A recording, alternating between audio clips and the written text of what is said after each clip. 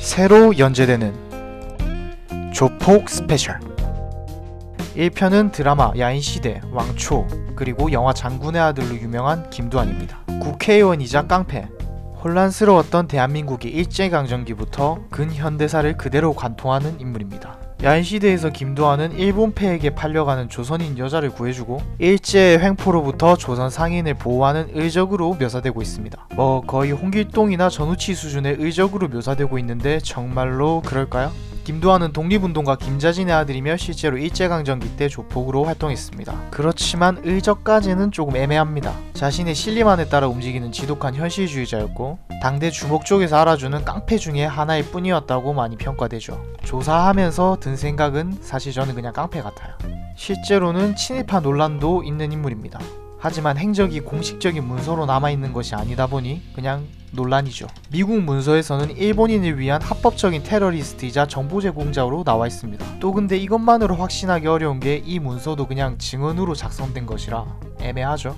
반면 박정희가 대통령이 된 후에는 의원직을 내려놓을 각오로 국회 오물투척 사건까지 일으키면서 감옥에 투옥되고 김자진 독립유공자연금을 매달 고아원에 기부하는 등의 선행도 많이 했습니다. 실제로 이승만과 박정희의 개가 되기를 거부하고 맞서 싸웠던 사람이죠. 위에 제 말이 이렇게 왔다갔다 하듯이 실제로 김두한의 인생도 왔다갔다 합니다. 그치만 아무래도 대중들에게는 좋은 쪽으로 많이 보이고 있습니다. 드라마나 영화에서의 영향이 크다고 저는 생각해요.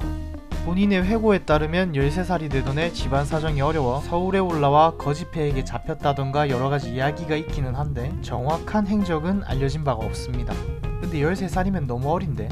어찌되었든 종로와 파고다 공원 근방에서 싸움 실력 하나만으로 입지를 다져 18살 서울에서 가장 큰 극장이었던 우미관 일대를 제패하여 서울에서 가장 악명 높은 사람이 되었습니다.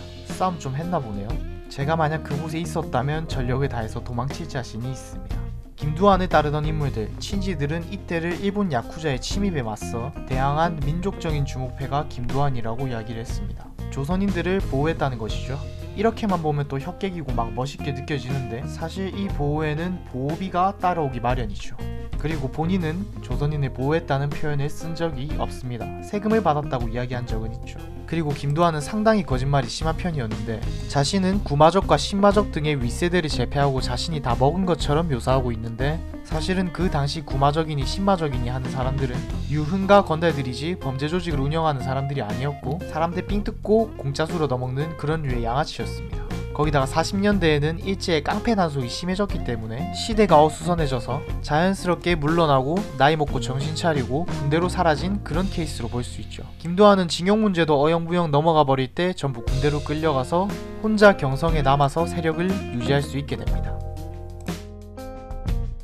사실은 깡패 때가 아니라 지금부터가 김두한의 인생 전성기입니다. 그냥 깡패에서 정치 깡패로 진화했거든요. 일제시대 때 주목 좀 썼던 깡패였던 내용뿐이라면 역사에 이름을 남길 인물은 아니었지만 거물로 성장하여 이름 석자 남기게 된 것은 여기서부터입니다. 해방 직후 복잡한 전국화에 이런저런 단체들을 오가다가 극우로 전향하여 극우 테러 활동의 대표적인 기수가 되었습니다. 사실 사상에 대한 지식은 없고 자신의 주장에 따르면 자신의 아버지인 김자진 장군이 좌익 계열에게 암살당한 일의 속사정을 이때 알았기 때문이라고 합니다. 사실 제일 중요한 건 돈과 권력이었습니다. 당연한 이야기이지만 그 당시 부자들과 일제 관료 출신들은 우파를 지원했습니다. 아이러니하게 일제 관료 출신들이 지원한 우파들은 대부분이 독립운동가였긴 하지만요. 이때 김두한의 활동은 나타난 것만 정리해보자면 남로당 전당대회 습격, 박헌영, 신불출, 심영 등등의 인물, 암살 미수 등이 있습니다. 이 당시의 일들을 김두한의 측근들은 공산당에 대항하기 위한 애국심이라고 주장을 하지만 실은 전국을 틈타 자신의 특기인 폭력을 바탕으로 테러 활동에 앞장서 정치적 입지와 금전적 이득을 챙긴 거라고 보면 됩니다. 6.25 당시에는 부산으로 피난을 가고 전쟁이 끝난 후 37살에 국회의원이 됩니다. 김두한의 이야기는 신문의 단골 소재였습니다. 이게 단골 소재라는 게 지금으로 따지면 잡지에나 나올 법한 인물이 국회의원이 되어서 말이 많았다고 보시면 됩니다. 그런데 어째 국회의원이 되자마자 반자유당파가 되었습니다. 진실은 공천을 못 받아 깽판을 쳐서 자유당에서 제명이 되었던 것이었죠. 김두한으로 보는 이런 일련의 사건들이 혼란스러웠던 전쟁 이후 한국을 잘 보여주고 있죠. 지금도 그렇듯 무소속 당선 의원들은 당에 재입당을 하게 되는데 김두한도 자유당에 재입당하기는 하는데 개헌 이후에 개헌에 반대하며 깽판을 쳐서 또 제명이 됩니다. 의원 생활을 하던 도중 역시 길거리 출신답게 말실수와 온갖 트러블을 일으키는데요. 제일 문제는 깡패 때의 버릇을 못 고쳤다는 겁니다. 부정선거 혐의에 부동산 불법 매매 혐의, 살해 미수까지, 그리고 열받았다고 김관철에게 위협 사격까지 한 사건까지 57년에 들어서는 진짜로 큰 사건을 터뜨려버립니다. 국회의원을 몰라본다며 국세청장을 두드려 패버립니다. 결과는 다음 선거 낙선이죠. 하지만 8년 이후에 또 재선에 성공하게 됩니다. 이 당시 당들은 모두 김두한을 꺼리는데 이유는 이때는 박정희 시대인데 군부 세력이 들어서고 제일 먼저 한 일이 정치 깡패들을 청소해버린 터라 김두한은 상당히 불편한 인물이었죠.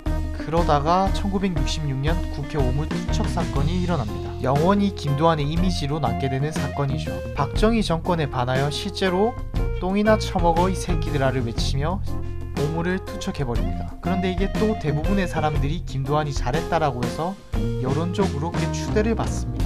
박정희에 반해서 한 행동이니까요. 당연히 이 사건으로 깜빵을 가게 되고 풀려난 후에 67년 신민당의 후보로 출마를 했지만 낙선합니다.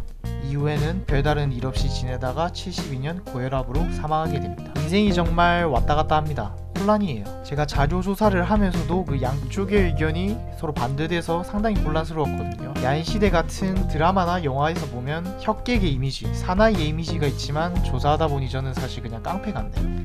다음 편은 한국의 칠성파를 알아보는 영상을 제작 중이고 또 다른 조폭인물에 대한 영상도 제작 중입니다. 또 채널에는 트럼프와 문재인, 김정은에 대한 지도자들 스페셜과 역사 스페셜 등 많은 영상이 제작되어 있고 제작 중에 있으니 구독하면 다 보실 수 있겠죠?